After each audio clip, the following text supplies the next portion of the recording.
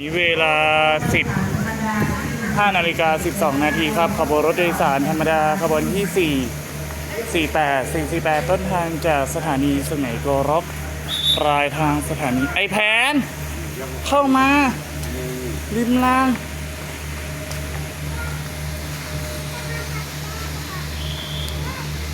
ขบวนรถโดยสารธรรมดาขบวนที่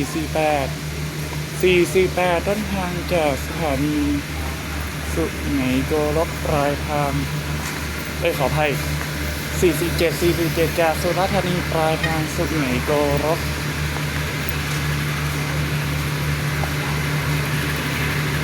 เดี๋ยววันนี้ใช้เป็นอาร์สตอมโอ้โห4121ครับโอ้โหโคชส187ครับโคชส8ครับ2ครับโคชส255โคชสฮะใช่เหรอโคชสสำคัญมากโคสพ27เดี๋ยวมาใกล้รถมารถนึงโคชส3ครับน้ำจอยลง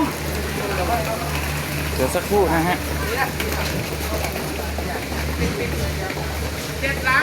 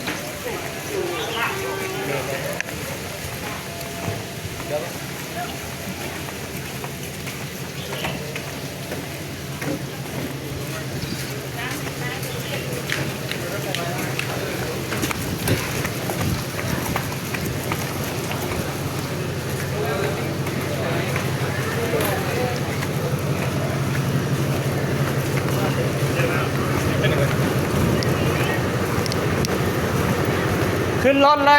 ลยเฮ้ยขึ้นรถเลย